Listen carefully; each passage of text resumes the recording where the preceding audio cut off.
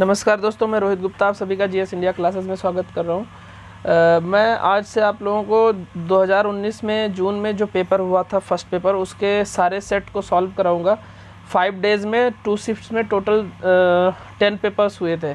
तो जहाँ तक मेरा मानना है कि अगर आपने बेसिक चीज़ें पढ़ ली है तो अब पेपर सॉल्व करना बहुत इम्पॉर्टेंट है, और पेपर में रेलेवेंट आंसर की होना भी बहुत इम्पॉर्टेंट है। तो मैं ये एक एजीपी पब्लिकेशन की बुक है, काफ़ी अच्छी बुक है, और उस बुक से मैं इसको स्कैन करके आप लोगों तक पहुंचाऊंगा। उन्होंने काफ़ी अच्छे से कंपाइल किया हुआ है। तो स्टार्ट करते हैं। देख लीजिए कितने कितने क्वेश्चन किस पार्ट से आए हैं, वो भी ये इसमें लिखा हुआ है। शिक्षण अभिवृत्ति यानी टीचिंग एप्टीट्यूड से 6, रिसर्च एप्टीट्यूड से 5, और कॉम्प्रिहेंशन से 5, कम्युनिकेशन से 5, और मैथमेटिकल रीजनिंग और एप्टीट्यूड से 7 क्वेश्चन, और लॉजिकल रीजनिंग से 3 क्वेश्चंस, आंकड़ों की व्याख्या 5, यानी डेटा इंटरप्रिटेशन, कम्युनिकेशन एंड सूचना एंड संचार प्रौद्योगिकी, ICT information and communication technology इसको बोलते हैं, 5 questions, people development and environment 5, और हायर एजुकेशन 4। मतलब टोटल 50 क्वेश्चन रहेंगे, कभी 5 कभी 6 ऐसे कर देते हैं। तो स्टार्ट करते हैं। शिक्षण अभिवृत्ति, which is the characteristics of formative evaluation. Formative evaluation का कौन सा करेक्टरिस्टिक्स है? तो इसका ये हो जाएगा, evaluation is conducted during teaching. जब पढ़ा रहे होते हैं तभी आप अगर बच्चे की इवेल्युएशन करते चलते हैं, उसकी कमी का मूल्यांकन करते हुए उसको दूर करते जाते हैं, तो उसको फॉर्मेटिव बोलते हैं, formative teaching. And second one is, निम्नलिखित में से कौन सी अधिगमकर्ता की गैर संज्ञानात्मक विशेषता है? Which among the following is non cognitive characteristics of learner? तो इसका हो जाएगा बिलीव व्हाट इज ट्रू। और next question, third one is the field of study which uses role playing, simulation and self evaluation as strategies for adult learner is known as. तो इसको बोलते हैं andragogy. मैं ये पीडीएफ आप लोगों को प्रोवाइड करा दूंगा। मेरा जो चैनल है जीएस इंडिया क्लासेस का भी, आप जीएस इंडिया क्लासेस नाम से चैनल सर्च करेंगे वो भी मिल जाएगा, plus net JRF target social work करके है वो भी मिल जाएगा। तो मैं इसको दोनों पे डाल दूंगा, जो जिससे भी आप लोग नेट ज्वाइन करके आप डाउनलोड कर सकते हैं पीडीएफ। और cone of experience related to teaching learning was suggested to. तो ये किसका था? ये कौन बना हुआ है आप देख सकते हैं। वास्तविक, प्रत्यक्ष, उद्देश्यपूर्ण, अनुभव, खोजपूर्ण, अधिगम, अभिनय, प्रदर्शन। तो इसका जो आंसर हो जाएगा, बॉटम का पूछा गया है तो 4th हो जाएगा। 4th इसमें क्या है? Edgar Dale. निम्नलिखित में से कौन सी अधिगमकर्ता की सामाजिक विशेषता है? यानी which of the following is a social characteristics of a learner? तो ये हो जाएगा uses empirical method of data analysis, यानी स्वयं को दूसरों के साथ संबद्ध करने की योग्यता। फिर है स्वयं का क्या मतलब होगा? तो स्वयं का मतलब होगा study webs of active learning for young aspiring minds. ये एक ऑनलाइन जो लर्निंग कोर्सेज चलाया जा रहा है MHRD के थ्रू, उसका है। और बाकी और भी चीज़ें हैं इसमें देख लेना। ये है AICT, NPT, LEGC, CEC, NCERT, NIOS, ये इग्नू होगा, IGNOV नहीं होगा, इग्नू EU है, IIMB, NITTR। और उसके बाद में नेक्स्ट क्वेश्चन है, a good review of research literature aims to generates research question and validating those questions. देखिए रिसर्च में जो लिटरेचर रिव्यू है ना, सबसे इम्पोर्टेंट पार्ट यही होता है कि बाय द वे आप प्रॉब्लम आपके पास प्रॉब्लम है कि हाँ हमको किस टॉपिक पे रिसर्च करना है। उसके बाद आपको उस प्रॉब्लम से रिलेटेड जितने लिटरेचर हैं उसका आपको स्टडी करना होगा, और क्या उसमें कमियां रह गई हैं उसको ही खोजना ही आपका रिसर्च होता है। तो ये पूछ रहा है कि जो रिसर्च रिव्यू है उसका क्या मतलब होता है, क्यों रिसर्च लिटरेचर रिव्यू किया जाता है, तो ये है। और 8वां क्वेश्चन है, a researcher fails to reject the null hypothesis in his or her research, what implications will it carry for his or her principal research hypothesis? तो ये क्या होगा? शोध परिकल्पना को अस्वीकार कर लेगा। मतलब जैसे इसमें देखो घुमा के कहा है, a researcher fails to reject the null hypothesis. पहले तो हाइपोथेसिस समझ लो क्या होता है। हाइपोथेसिस दो तरह का होता है, एक होता है अल्टरनेटिव हाइपोथेसिस और दूसरा होता है नल हाइपोथेसिस। तो नल हाइपोथेसिस हमेशा दो वेरिएबल्स के बीच में ये मानता है कि इसमें संबंध नहीं है, और अल्टरनेटिव हाइपोथेसिस संबंध को बताता है।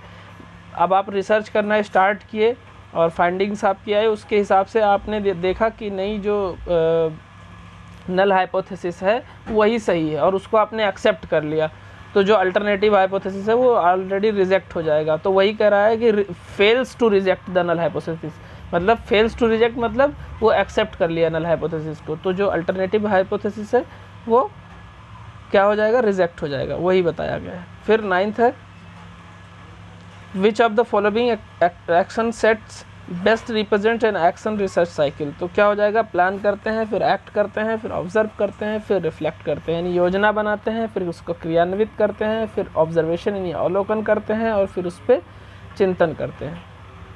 और उसके बाद में है, निम्नलिखित में से कौन सी गुणात्मक शोध की प्रमुख विशेषता है, यानी क्वालिटेटिव रिसर्च की। तो इसमें क्या होता है, विधेयात्मक, पूर्वानुमानी और दत्त विश्लेषण का परिहार करता है, मतलब avoids positivist assumptions and data analysis. Data analysis जो डेटा से रिलेटेड ज़्यादा चीज़ होती है वो क्वांटिटेटिव में होता है। और उसके बाद में है, निम्नलिखित में से कौन सी शोध विधि परिकल्पना, परीक्षण और सामान्यीकरण पर बल देती है। तो क्या होता है, experimental and x post facto research.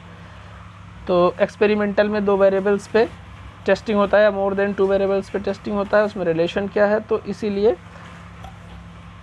Experimental and x post facto research में ही जनरलाइजेशन किया जा सकता है, बाकी क्वालिटेटिव में जनरलाइजेशन नहीं होता है। और उसके बाद में है बोध वाला है, जो कॉम्प्रिहेंशन है, तो ये तो आपको पढ़ के करना होगा, ऐसे मैं क्वेश्चन सॉल्व करा देता हूँ, बट पढ़ के करने में ज़्यादा। आधुनिक अर्थव्यवस्था के लिए क्या महत्वपूर्ण है। हाँ, एक चीज़ और मैं बता दूं कि जो कॉम्प्रिहेंशन होते हैं ये कहीं ना कहीं किसी आर्टिकल से लिए गए होते हैं, चाहे वो कोई न्यूज़पेपर का हो या आपके सब्जेक्ट किसी और सब्जेक्ट का रिलेटेड हो उससे, तो ये ऐसे ही नहीं लिया जाता है। तो अगर एक लॉजिकली आपको नॉलेज है तो बिना पैराग्राफ किए पढ़े भी कर सकते हैं। तो आधुनिक अर्थव्यवस्था के लिए क्या महत्वपूर्ण है, a common thread, dissemination of credible data, unravelling of statistical data, selective distribution data. तो इसका हो जाएगा सेकंड मतलब विश्वसनीय आंकड़ों को जारी किया जाना। निवेश संबंधी निर्णय प्रभावित होते हैं, किससे प्रभावित होते हैं, आंकड़ों की सत्यता के मुद्दे से, यानी इश्यूज ऑफ डेटा वेरासिटी से। और उसके बाद में 14 नंबर का क्वेश्चन है, what does the passage ultimately suggest of national statistical commission. क्या सजेस्ट करता है, stick to a calendar of data dissemination, मतलब आंकड़े संबंधी कैलेंडर का पालन करना। राष्ट्रीय सांख्यिकी आयोग का क्या कार्य है, what is the work of national statistical commission. तो ये क्या करता है, स्टेबलाइजिंग स्टैंडर्ड्स, एक मानक निर्धारित करता है और डेटा के कलेक्शन से फिर उसको एनालिसिस करता है, फिर बताता है कि किस किस सेक्टर में क्या क्या प्रॉब्लम्स है। 16 है, how can the quality of national policies be improved. तो नेशनल पॉलिसीज़ की क्वालिटी कैसे इंप्रूव की जा सकती है, B enhance the operational freedom. फिर है कम्युनिकेशन में देखते हैं, the sequential order of elements is classroom communication is. तो क्या होगा, जो सीक्वेंशियल कम्युनिकेशन होगा, awareness, interest, evaluation and then knowledge. Assertion और रीजन के क्वेश्चन है, जनसंचार का सहसंबंधात्मक प्रकार्य किसी भी समाज के लिए महत्वपूर्ण होता है। और रीज़न है व्याख्यात्मक पहलू जिनमें विज्ञापन और जनसंपर्क शामिल है, जनता की राय बनाते हैं। तो इसका आंसर 2 हो जाएगा, मतलब इसका यह हो गया कि ये और दोनों सही है। फिर है 18वां, जनसंचार का सहसंवर्धात्मक प्रकार्य किसी भी समाज के लिए महत्वपूर्ण होता है। व्याख्यात्मक पहलू जिनमें विज्ञापन और जनसंपर्क शामिल है, जनता की राय बनाते हैं और उसे प्रभावित करते हैं। तो इसका 1 हो जाएगा, मतलब ए और दोनों सही है और ए की सही व्याख्या भी है। प्रभावी संप्रेषण की कतिपय बाधाएं हैं, तो क्या बाधाएं हो सकती हैं, आप देख सकते हैं इसमें चौथा दिया ए और सी, मतलब पॉलीसेमी और सी क्या है, यूज़ ऑफ क्लिचेस मतलब कह सकते हैं कि बहुत ज़्यादा जो शोर शराबा होता है उसको क्लिचेस बोलते हैं। तो ये बाधाएं हो सकती हैं एक इफ़ेक्टिव कम्युनिकेशन की। 20 किसी कक्षा में संचार प्रौद्योगिकी के उपयोग में नियमित मान्यता होती है, यानी in a classroom use communication technology presupposes क्या होता है इसका देखते हैं। 4th हो जाएगा इसका आंसर। कक्षा में संचार प्रौद्योगिकी के उपयोग का अभिप्राय अभिव्यक्तियों और अनुप्रयोगों के नए रूप का प्रयोग करना है। अब जो नए रूप है वो क्या है? Internet, computer, projector, mic, audio video, ये सारी साधनों से आप कम्युनिकेशन को और इफेक्टिव बना सकते हैं। 21 in a classroom content produced for a specific user will lead to क्या करता है? पर्सनलाइजेशन करता है, व्यक्तिकरण। गणितीय तर्क और अभिवृत्ति, ये गणितीय तर्क आपको खुद से करना ही होगा। इसको मैं जो PDF शेयर कर दूंगा उससे आप सॉल्व कर लेना। तो अभी इसको क्विट करते हैं।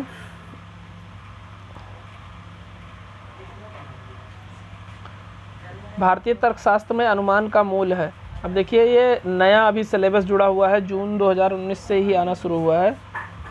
भारतीय तर्कशास्त्र में अनुमाना इंडिया लॉजिक का एक रूट है कि अनुमान जो होता है वो भी किसी एक लॉजिक से होता है। उसके पहले कुछ आप देखते हैं, उसके आधार पे अनुमान लगाते हैं। जैसे आपने कहीं धुआं उठता देखा तो आपको ये चीज़ एहसास हो जाएगा कि हाँ कहीं वहाँ आग भी होगा, तभी आग की वजह से धुआं निकल रहा है। तो इसी को मतलब इसी चीज़ को बोलते हैं। तो इसमें फिर आता है वेरिएबल। अब इसका आंसर देख लेंगे क्या होगा? Variable concomitance between middle term and major term. अब ये बाकी मैं आपको एक और PDF दूंगा जिसमें अनुमाना पढ़ाऊंगा। एक 10 से 5 मिनट का वीडियो होगा, बहुत ही छोटा वीडियो बनाऊंगा जिससे आपको आसानी से समझ में आ जाए। और ये क्वेश्चन अब हर बार आ रहा है। सभी न्यायाधीश निष्पक्ष हैं, यह तर्क किस चीज़ का उदाहरण है? तो यह है सार्वभौम विधेय, यूनिवर्सल अफर्मेटिव का। 31 निम्नलिखित की नियुक्तियों में आधार वाक्य और निष्कर्ष के बीच जो संबंध होता है वो तार्किक अनिवार्यता का होता है। तो इसका आंसर देख लेंगे क्या होगा? ये डिडक्टिव होगा, निगमनात्मक। कंडक्टिव और इंडक्टिव और डिडक्टिव भी मैंने एक वीडियो बना रखा है, आप प्लेलिस्ट में जाके देख सकते हैं। आंकड़ों की व्याख्या भी ऑलमोस्ट मैथमेटिकल पार्ट है, तो इसको आपको बहुत ही आराम से ध्यान से करना होगा। इसको जल्दीबाजी में कराना थोड़ा सा रिस्की होता है, क्योंकि आप लोग समझ नहीं पाएंगे फटाफट में जल्दी में, तो आप ध्यान से कर लेना। उसके बाद में है कम्युनिकेशन इंफॉर्मेशन कम्युनिकेशन टेक्नोलॉजी। निम्नलिखित कंप्यूटर संगठकों में कौन सा पहुंच की गति की दृष्टि द्रुत है? मतलब इसको इंग्लिश में पढ़ लेना ज़्यादा आसान है, हिंदी बहुत टफ है। Which one of the following computer components is fastest in terms of speed of access. जो सबसे तेज़ी से एक्सेस होता है वो कौन सा होता है? रैम होता है। सबसे तेज़ी से रैम काम करता है। इसका नाम है रैंडम एक्सेस मेमोरी। इंटरनेट की परिभाषिक शब्दावली में परिवर्णी शब्द का अर्थ होता है, यानी internet terminology what does the acronym YSIWYG stand for? तो ये होता है what you see is what you get. जो आपने देखा क्या वो आपको मिला, ऐसा कुछ है। A group access to digital technology and another group lacks of access to it will cause a disparity known। इसको क्या बोलेंगे? इसको बोलेंगे इसका आंसर 4th है। इसका डिजिटल डिवाइड, यानी जो डिजिटल डिवीज़न है वो कितने लोगों तक पहुंच है ये देखता है। सॉफ्टवेयर जिसे आप निःशुल्क डाउनलोड कर सकते हैं, किंतु ट्रायल अवधि के पश्चात इसका प्रयोग जारी रखने के लिए आपको भुगतान करना पड़ता है। इसको क्या कहते हैं? इसको बोलते हैं पब्लिक डोमेन सॉफ्टवेयर। आपने ध्यान से अगर देखा होगा तो जो एंटीवायरस होते हैं बहुत सारे 1 महीने के ट्रायल वर्जन होते हैं, उसके बाद से आपको पैसा मांगने लगता है। तो इस टाइप का एक ईमेल भेजते समय 2 CC और BCC फील्डों में विभेद करने की। अब ये बहुत ही आसान है, जितने लोग ईमेल जितने मोबाइल है, मल्टीमीडिया या लैपटॉप है वो देख लेना इस चीज़ को। 2 में मतलब जिसको भेजना होता है, CC मतलब कार्बन कॉपी जिसको आपको दिखाना है, और BCC में आप सारे यूज़र्स को डाल देते हैं। जैसे आप एक कंपनी के मालिक हैं तो आपको अपने लेबर्स को भेजना है, प्लस आपको अपने मैनेजर को भी शो करना है, तो मैनेजर को CC में डाल देंगे और 2 में सारे जितने हैं उनको डाल देंगे। और BCC वाले को भी मतलब BCC में अगर मान लिया डाल दिया तो फिर उनको शो नहीं करेगा जितने 2 वाले हैं उनको। ठीक है, तो ये है इसका मतलब। और CC का मतलब carbon copy, BCC blind carbon copy, इतना याद रखना पूछा जाता है कभी कभी।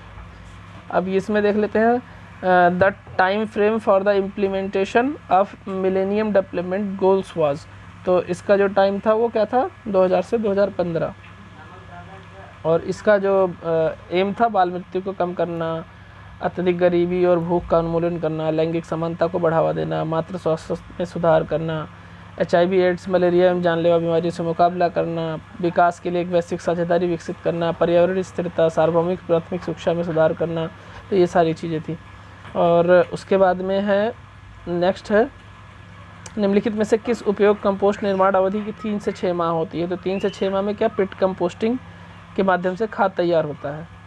और ओलिगोट्रॉपिक झीलों की विशेषता क्या होती है, तो इसमें होता है लो लेवल ऑफ न्यूट्रिएंट्स, ओलिगोट्रॉपिक्स में जो न्यूट्रिएंट्स होते हैं काफ़ी लो लेवल के होते हैं। फिर है तापमान में वृद्धि के साथ जल निकाय में विघटित ऑक्सीजन अंश क्या होता है, घटता है, बढ़ता है, स्थिर रहता है, तो हमेशा घटता है जब तापमान की वृद्धि होती है वाटर की। रियो 20 सम्मेलन का एक मुख्य परिणाम किसके समुच्चय का विकास करना था, तो रियो किससे रिलेटेड था, इसका आंसर होगा फर्स्ट मतलब सस्टेनेबल डेवलपमेंट। उसके बाद में 10th है उच्च शिक्षा प्रणाली, निम्नलिखित प्रतिवेदनों में से किसने परीक्षा प्रणाली की शैक्षणिक तकनीकी और प्रशासनिक समस्याओं को संबोधित किया है, तो इसका हो जाएगा first report on standards of the educational system 1965। Bharat का संविधान अल्पसंख्यकों द्वारा अपनी पसंद की शैक्षणिक संस्थान स्थापित करने के अधिकार का उपबंध करता है, और ये किसके अकॉर्डिंग होगा, आर्टिकल 30 के अकॉर्डिंग। निम्नलिखित में से कौन सा शैक्षणिक FM रेडियो नेटवर्क है, तो FM रेडियो ज्ञान दर्शन, ज्ञानवाणी और GIAN ज्ञानधारा, तो इसमें ज्ञानवाणी होगा। भारत में महाविद्यालय के विश्वविद्यालय से संबद्धता की वर्तमान प्रणाली किस वर्ष शुरू हुई, तो 1857 से ही ये प्रणाली शुरू हुई थी। तो आप लोगों से यही रिक्वेस्ट करूंगा कि जो भी नए हैं हमारे इस चैनल पर, वो चैनल को सब्सक्राइब ज़रूर कर लें और बेल आइकॉन भी प्रेस कर लें, जिससे आपको टाइमली नोटिफिकेशन मिलता रहे। ठीक, मिलते हैं नेक्स्ट वीडियो में। इसमें थोड़ा सा मैंने फास्ट इसलिए कराया है क्योंकि सारा एक ही वीडियो में कराना बहुत लंबा वीडियो बन जाता है। बाकी मैथ और लॉजिकल रीजनिंग जो है, डाटा इंटरप्रिटेशन, वो मैं अलग से करा दूंगा क्योंकि इसमें काफ़ी टाइम लग जाएगा। ठीक है, तो फिर मिलते हैं नेक्स्ट वीडियो में। Thank you so much.